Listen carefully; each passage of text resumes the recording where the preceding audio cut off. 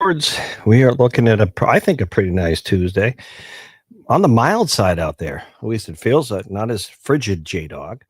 Hopefully, you're having a good start to your Tuesday. Can you believe where we're at in the calendar year? Oh my goodness, November 25th.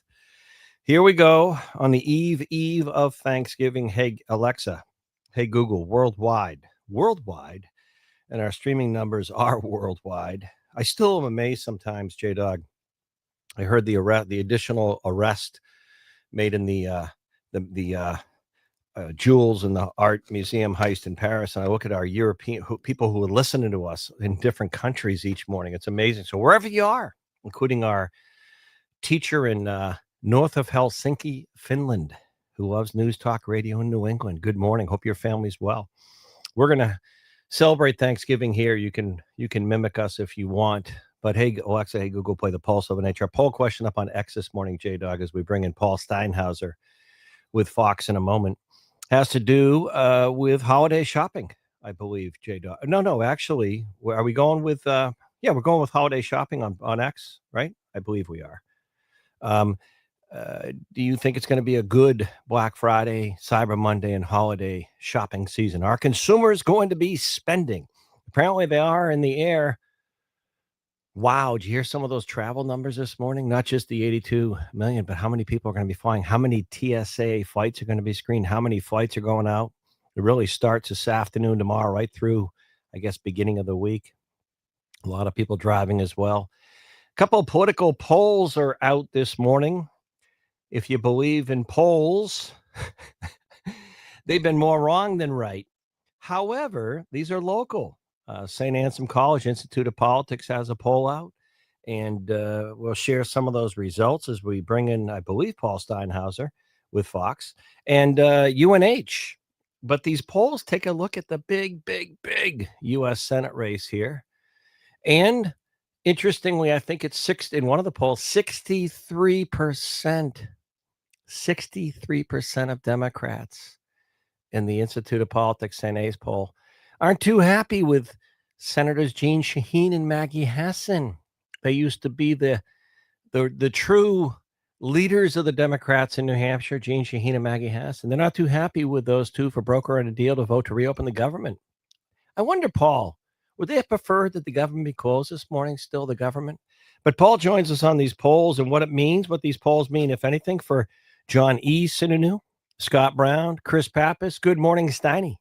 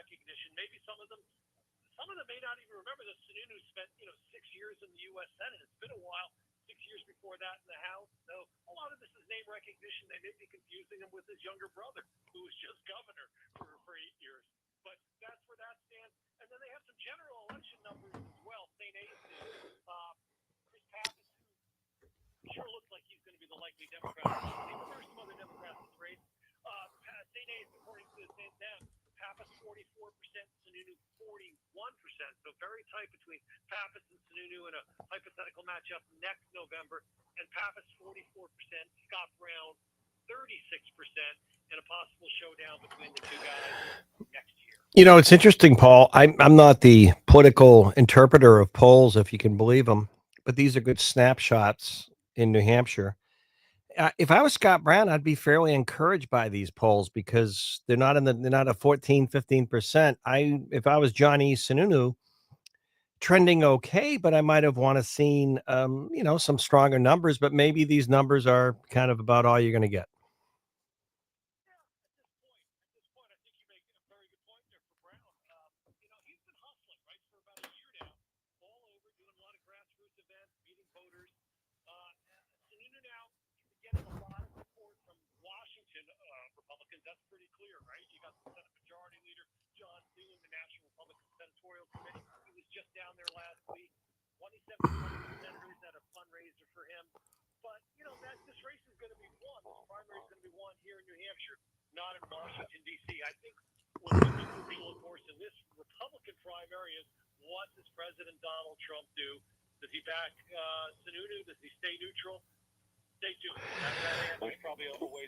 Yeah, but it was interesting when I had Caroline Levitt on the show last week before her 1 o'clock press briefing. I think it was Thursday morning.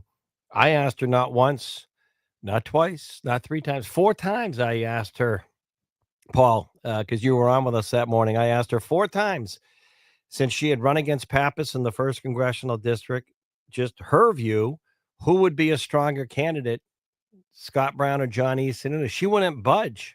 I thought she would say, well, I mean, a safe answer is the president's going to speak for the president. And if he makes an endorsement, he's watching the race. It's an important seat for us to flip.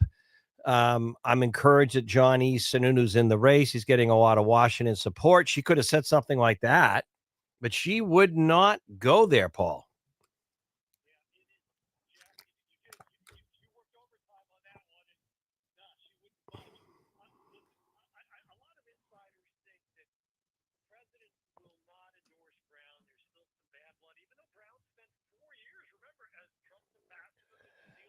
Yeah.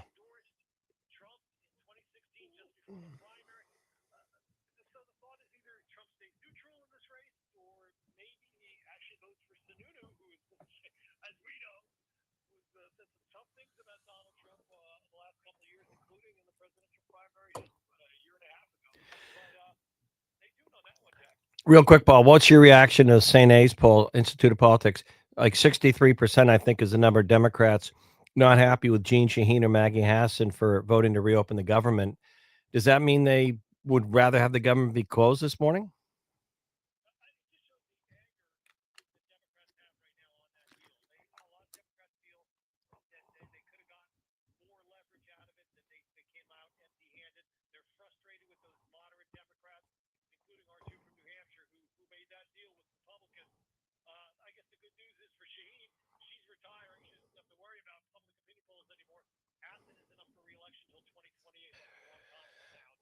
All right, Paul Steinhauser, thank you. Live with Fox and Fox Digital. Thank you, Steiny.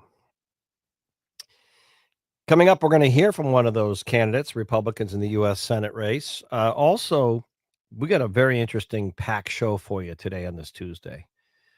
Good morning, New Hampshire, the Pulse of an H, right up into Maine, our 98.7 FM HD2 additional signal, 98.1 FM, 1270 AM. Rochester, Portsmouth, Wakefield, Ossipee, Hampton, Rye, and of course 107.7 FM, Manchester, Concord, Lakes region. We got you covered. We are blanketed 107.3 FM, 1490 AM, and 98.3 FM HD2 all across the lakes, right up 16 over to Laconia, and you name it. Coming up top of the 10 o'clock. So there's no shortage of coyotes in New Hampshire, especially in the Lakes region north. No shortage of coyotes, which, I love nature. But what do you do if you get one hanging around your property? Been there in the afternoons or at night, you just see one coyote. You may hear a pack at night crying to the moon. But what are you going to do when you get one coyote? Do you have to worry about it if you have a smaller dog? Do you have livestock? What do you do? We're going to hear from one of the New Hampshire Fish and Game officers who's out there every day on some of these things. What do you do? And interesting. And also coming up, I believe today, Amanda Grapponi Osmer. She's been such an incredible business leader, and I mean that. She was the visionary force behind the Micro New Hampshire Technical Institute last November, our big show there, bringing back the trades. Boy, something we need to do so badly, bringing back the trades. She's going to be joining us in the 10 o'clock hour, talking about her family business and the changes there after what, J-Dog? More than 100 years, right? She wrote the book about her I guess it was her grandfather or whoever started in the garage and the automobile, just one shop. And a little bit later on, we'll have some great interviews as well on some of the politics of the day. Thanksgiving Day travel, how many people are flying, how many people are driving. Hey, Alexa, hey, Google, play the Pulse of an H. Jack Heath, J-Dog on the boards. We are back in just a few.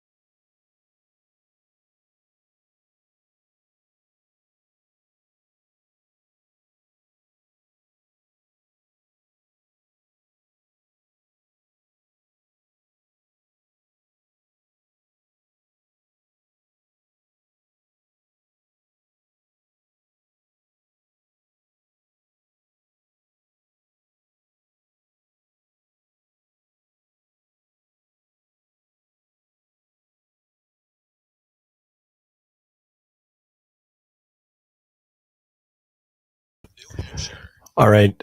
Coming up as well, could there be a deal in place to stop the fighting in the war in Ukraine? Have the Ukrainians agreed to something or not? We're going to hear more from John Decker, our own White House correspondent, live in a moment. Good morning, New Hampshire, the Pulse of an H. You know, a couple of polls are out, UNH and St. Anselm Institute of Politics, going into Thanksgiving. And here we are, a little less than a year from next November's midterms. And those polls are interesting, if nothing else, a snapshot in time, but looking at trends, looking at that U.S. Senate race, looking at how Democrats view the government shutdown, how Republicans view it, the economy, President Trump's approval ratings or not, but also in the U.S. Senate. We just had Paul Steinhauser giving his take nationally for Fox. And Scott Brown is one of the folks who was in that poll. He's a Republican candidate running in the U.S. Senate. And I guess also on the slip of the marina, if you will, is John E. Sununu. But some would say that you might be somewhat encouraged by those polls, Scott Brown. Yes or no?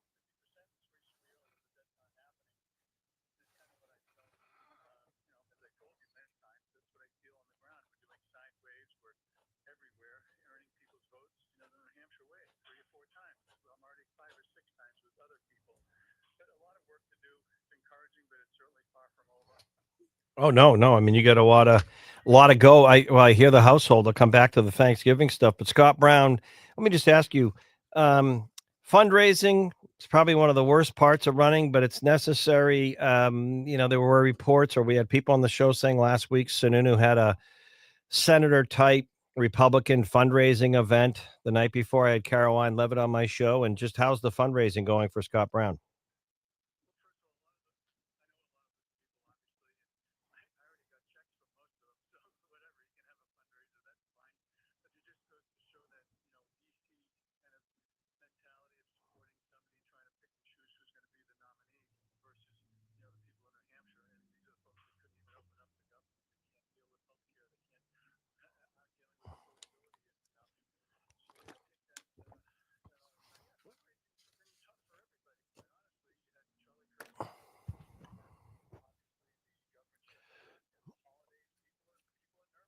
Yeah.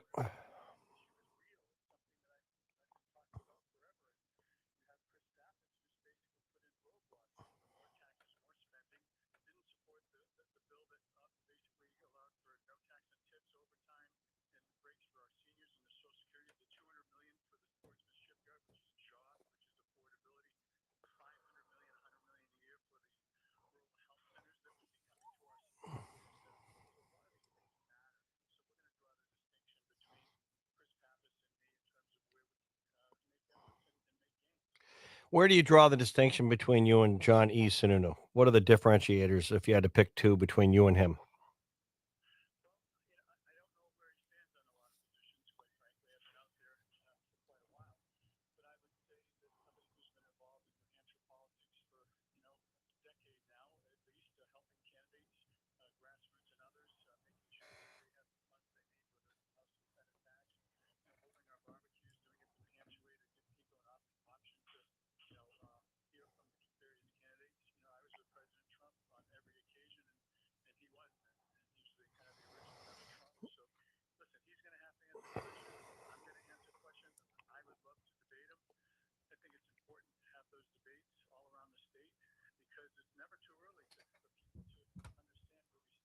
Right. Let me ask you this before I let you go, Scott Brown.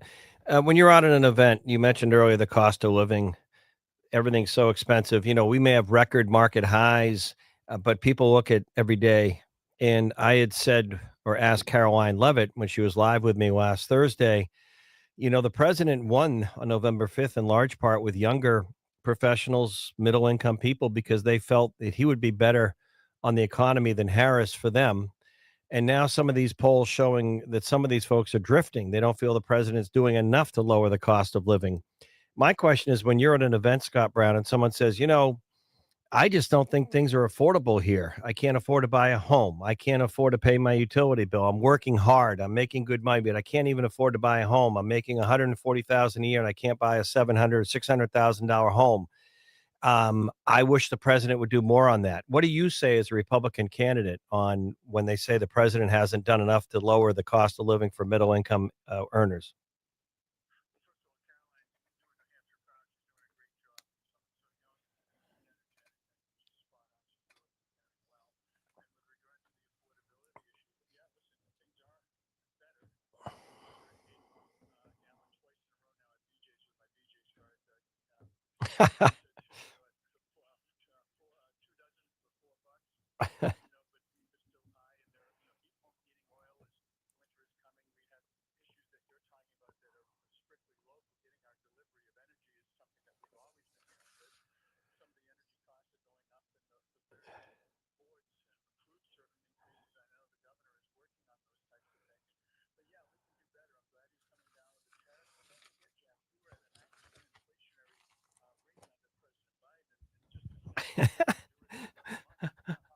Don't, do, do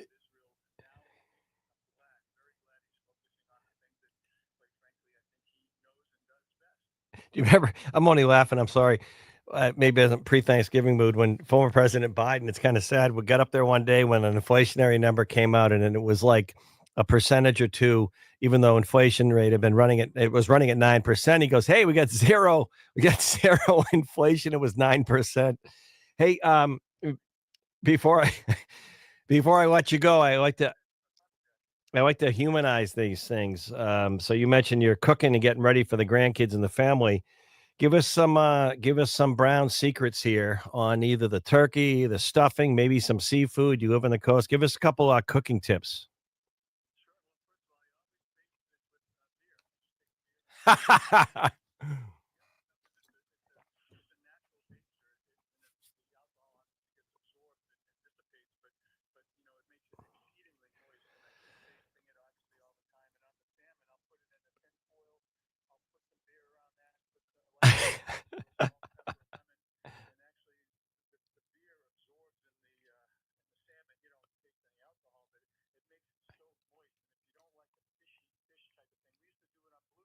Yeah.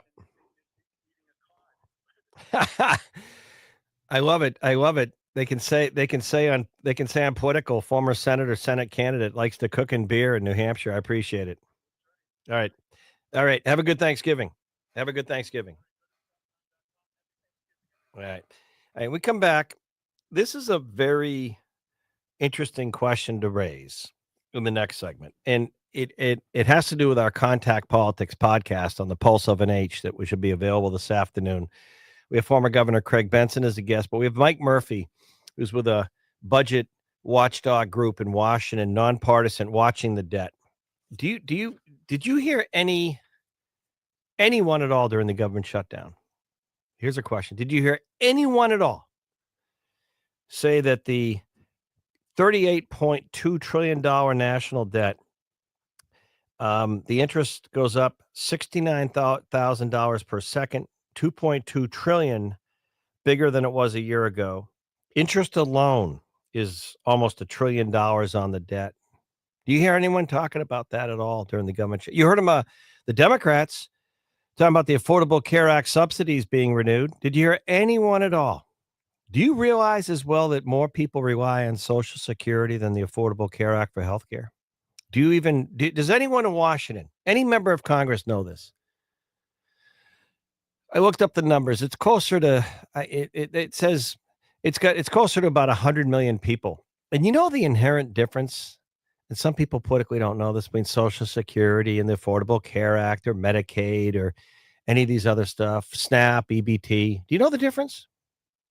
Do you know the difference? I'm asking. I know many of you do, but do you know the difference?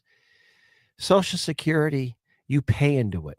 As workers, we pay into Social Security. We kind of earn it. Everything else we're talking about is an entitlement. It's a public benefit. And yet no one talks about the debt. And I wonder why. Number one, you don't get elected to Congress if you talk about the debt. So they kick the can down the road. Number two, Social Security should be talked about now because in 5 years from now, you may be looking people in the eye and the government's been taking money out and the trust fund and the trust is lost because younger workers, 38, 40 years old, are paying into Social Security and they may not have it when they're 67. And people who need it now may be taking a haircut in 4 or 5 years because it won't be as solvent. That's how much we are spending in this country. And they've robbed Peter to pay Paul more than once down there. No one talks about the debt. Isn't that amazing? Back on the Pulse of an H in a moment.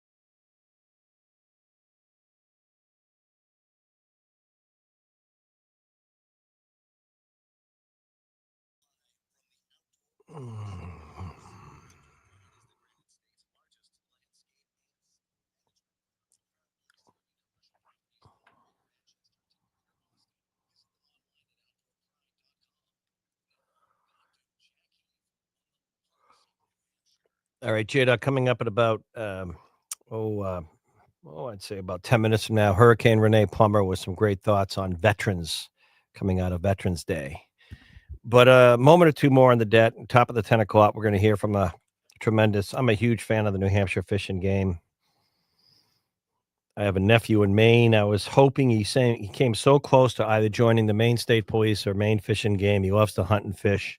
And I can't blame him. He's got a great career going in surgical sales out of Portland. Who's that J Dog on? Who? Oh, we have our own White House correspondent. I'm in Thanksgiving mode. I forgot about Mr. Decker. Don't tell John Decker I forgot about him. The Swedish ambassador is going to call me and yell at me after the party they had there for his 30th. All right, John. There's a lot to talk about, but I'm really intrigued by what's going on now with Ukraine and whether or not the Ukrainians have agreed to this and what it means, and by the way, where it goes. But the other thing that's catching my eye is Pam Bondi, the Attorney General. If anyone knows about the law, it's John Decker, our White House correspondent. He's the only member of the White House press corps, I think, that's can argue a legal case as an attorney at the Supreme Court. James Comey, and then the other case of the former, New York City official who went after Donald Trump and his family. Those charges have been dropped. But what does that mean? Can they be recharged? And Pam Bondi saying they can, but obviously they were probably relieved yesterday. But where does this go legally, John, and politically?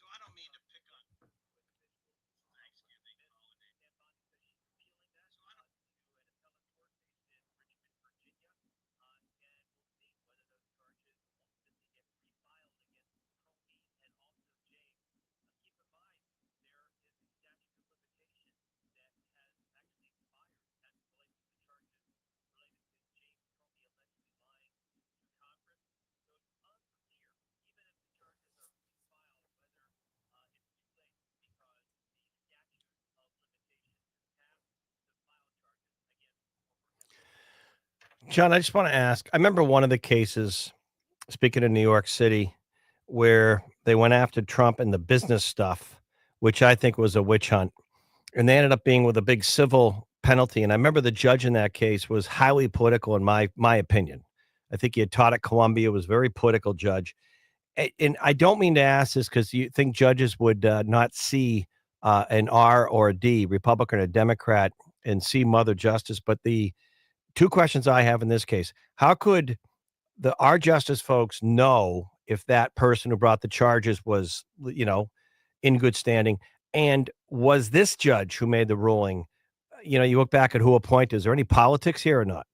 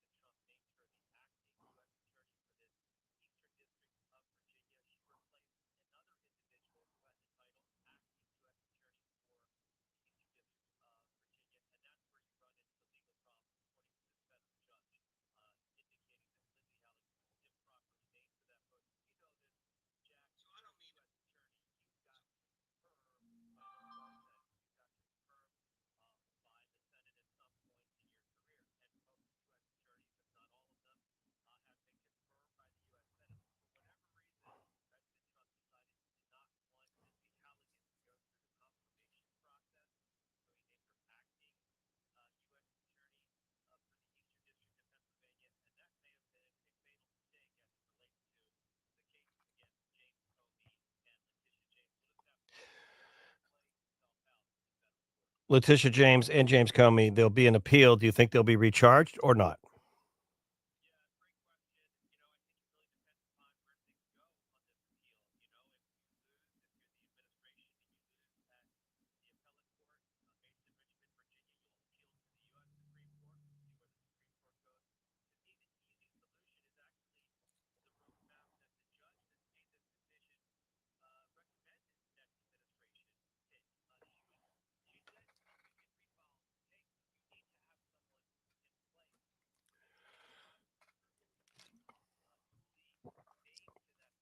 Interesting.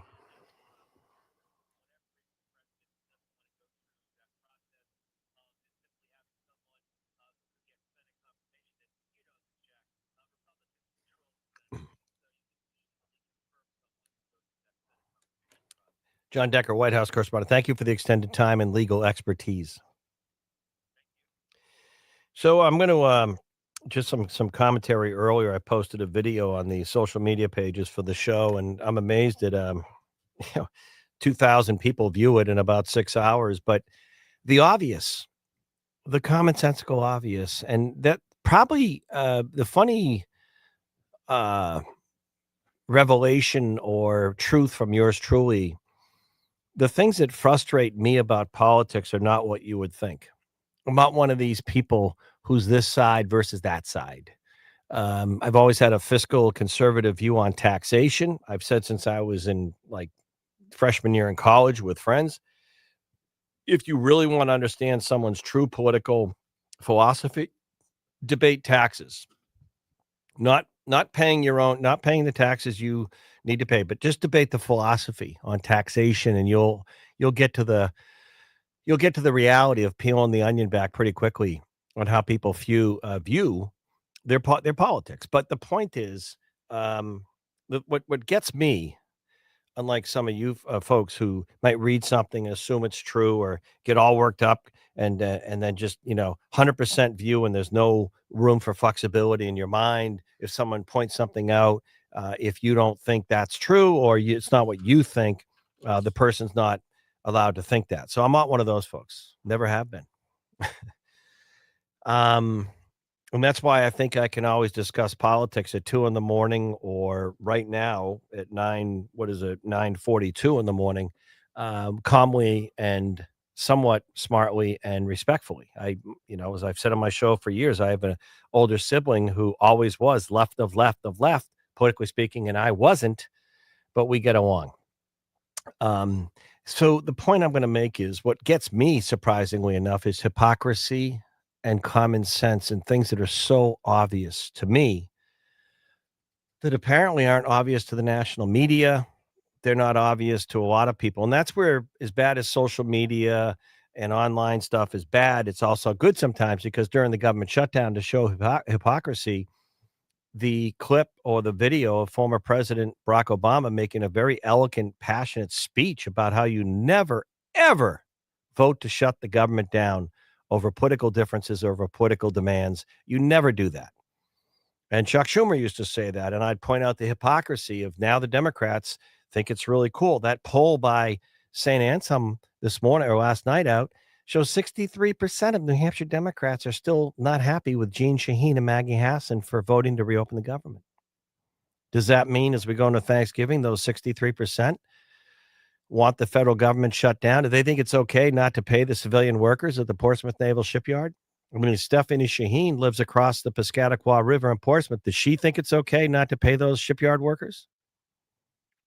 Or is it cool today just to say, hey, to fight Trump, we'll keep the government shut down forever? But the hypocrisy is, all they talked about was the Affordable Care Act and health insurance. That's all they talked about. They wanted those guaranteed, the subsidies to be renewed. That's all they talked about. That was their one issue.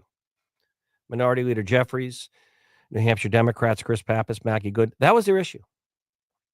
Not one of the members of Congress or the Senate during the shutdown talked about our national debt. Not one. Not one. Not one. Do you know it cost you $286,000 per New Hampshire household, the debt? Do you know Social Security's in trouble in 4 or 5 years? $38.2 trillion. And no one talks about it. And no disrespect to the Affordable Care Act. None. I mean that. Get your insurance where you can. Health insurance is too expensive, period. But no one is talking about the debt or Social Security solvency. And no one will explain to you that Social Security is not a public benefit. It's not a handout. It's not a EBT food card or SNAP benefits. It's not the Affordable Care Act, Medicaid, Medicare. It is something you paid into. And it's getting insolvent because of that debt. And none of these people, not one of them, during the government shutdown, got up and said that. Why are we debating the Affordable Care Act subsidies? Yeah, it's going to go up. Why don't we talk about Social Security? You know why? Because you don't get elected to Congress if you talk about a big issue and how to solve it. Because when you're in Congress, all that matters is staying in Congress, getting elected, and getting reelected. Some commentary. Back on the Pulse of an H in a moment.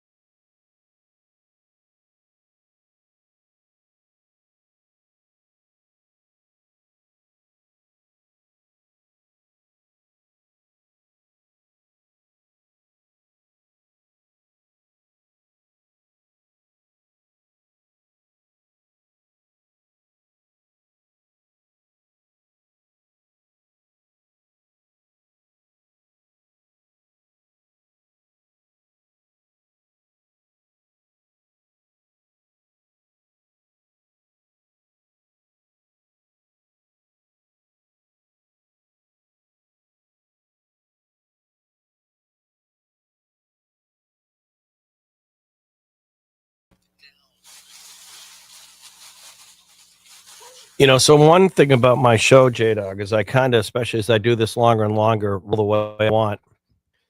And we have a lot of listeners now with the additional stations up in Portland, Maine. They may say, "Who is Amanda Grapponi Osmer? Who is she?" Well, she's the one person who can come in here, probably other than the governor or head of the state police, and sort of be here a little bit early because one of our great, great, great sales folks scheduled her, and we had her 40 minutes from now. But you take Amanda Grapponi Osmer when she's here. It's like New Hampshire. I don't want to say royalty, but thanks for being here.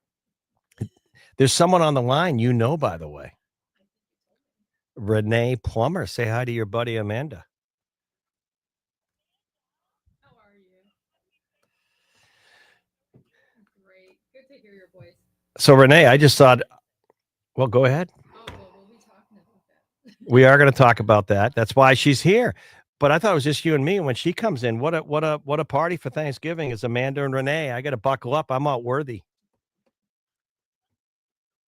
I remember years ago at a college board meeting watching you and Renee in the room. Oh my goodness, the poor presenters. They had it wasn't fair. It was hard to get a word in edgewise. Hey, let me tell you, two people, I mean this sincerely, two people who do more to help the fabric and the knitting of New Hampshire than I can think of are these two. So it's a very nice Thanksgiving gift for my show to have you both here. Let's just take one moment, if you don't mind, Amanda. Renee wanted to just share a thought going to Thanksgiving on veterans. Take it away, Hurricane Renee.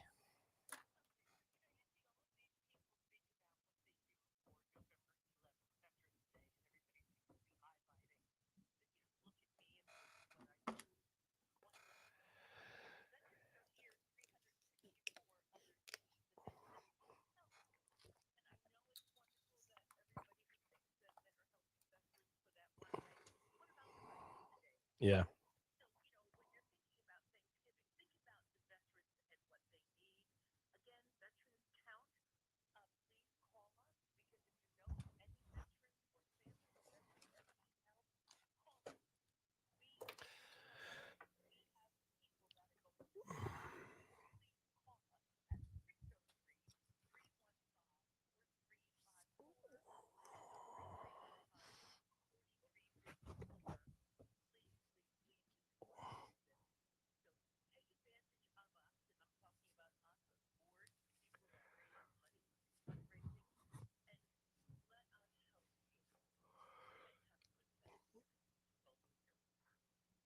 It's very, very good to hear your voice. I'm also happy and grateful for the Thanksgiving surprise. So I hope you're well.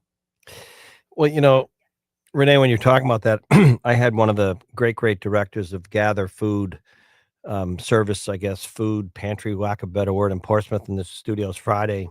And I was thinking, you can get involved with Veterans Count or Vouchers for Veterans or Liberty House or any of these groups and just volunteer a little bit and help if you want to recharge your spiritual batteries. And I just say that sometimes. I think people should get involved.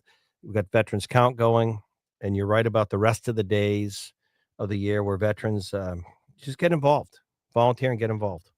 All right. Well, thank you. Thank you. You can stick around. I'm gonna no, you know what? Take a moment.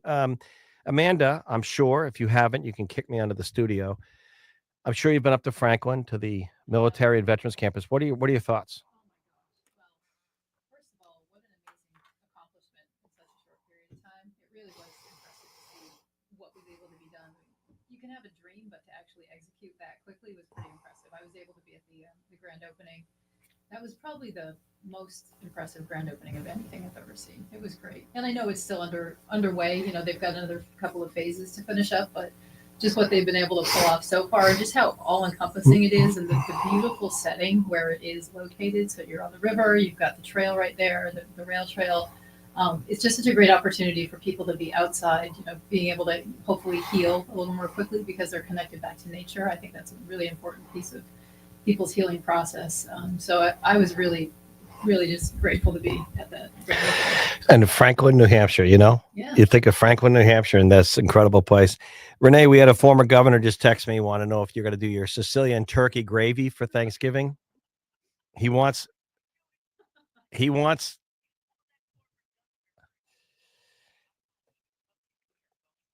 you're going to tell John Lynch that? All right. Well, I don't know. We've had a few former governors. Could be Chris Sununu. Could be Craig. Okay. All right. Thank you. Bye. So you're going to stick around a little bit because I do want to talk some business, and we can start now. But I also like to get caught up on you because, ironically, in front of me, I have the New Hampshire Technical Institute, their pamphlet for the year, and they're a sponsor. We do a monthly segment on bringing back the trades. And speaking of ideas and visions, I'm still amazed last November what you had planned and worked on to see 4,000 young people in that auditorium excited to get into the trades. And, when I see like Verizon, 15, 20,000 layoffs, $100,000 a year jobs, I'm like, if you're currently working or you're out of work, go to one of our community colleges and start learning a trade. You'll never be out of work again, ever. I don't care if you're an automobile technician today, HVAC, electrical. Do you agree with that still and bringing back the trades? I definitely do. I mean, that's been sort of my main focus, other than trying to do the family business transition that we've been going through over the past couple of years. But honestly, just being able to focus on understanding what New Hampshire already has to offer and how we can piggyback on that. Because, like you said, the community college system, many people maybe don't know this, but they are really geared toward helping people get into the trades. And that's not always the case. Right. So here in New Hampshire, we're quite blessed with a lot of different, and they're located pretty well, across the state geographically. I know there are a couple of trade deserts, we like to call them, where it's harder to get the training. But for the most part, in the state, if you need anything, just pick up the phone, call me, call you, call Chuck Lloyd. And connect you to one of the presidents and go over there if you want to teach or be a student. You know what amazed me when we did the storytelling over the last several weeks, a lot of their programs, before they even end the year, like 100% of the students are hired. Yeah. Now, I don't no disrespect to Dartmouth or UNH or Plymouth, which I love. My kids went to these schools. At least in Plymouth. I don't think a lot of those majors, if there's 150 people in them, that 100% of them have already been hired before. Yeah, I don't have the stats, but I would assume absolutely not. Yeah, but I mean, I had the medical imaging person at NHTI, and she goes, Jack, we have 150 students entering medical imaging. That could be ultrasounds, CAT scans, x-rays, and these tests and these radiologist support. Every one of them has already been hired before we have our commencement. I'm like, oh my goodness. Yeah. I mean, if you want job security and pretty much a guaranteed great income and most of the time much lower debt, this is the way to go. So when we come back, we are going to get a quick check-in with Amanda here because she loves the outdoors. Our great, I'm a huge fan of our fish and game officers out there. Cole, fish and game officer I met over in the Bellamy River in Great Bay area. And we're getting a lot of these calls, messages on our board from listeners about, I don't know why they're asking me, but I love this. I'm flattered. Jack, we have a coyote in our yard. We don't have livestock. We have a small dog, weighs 19 pounds. What do we do? So I checked in with Fish and Game. They go, we are getting flooded with similar calls. And they're going to tell us about what you need to do or not worry about or worry about. And then a little bit later on, I think we're talking about some arts in Concord. We got a full show for you this morning, and we will also be, I know what it is, our Contact Politics podcast today. We'll tell you about that, plus J-Dog on the board.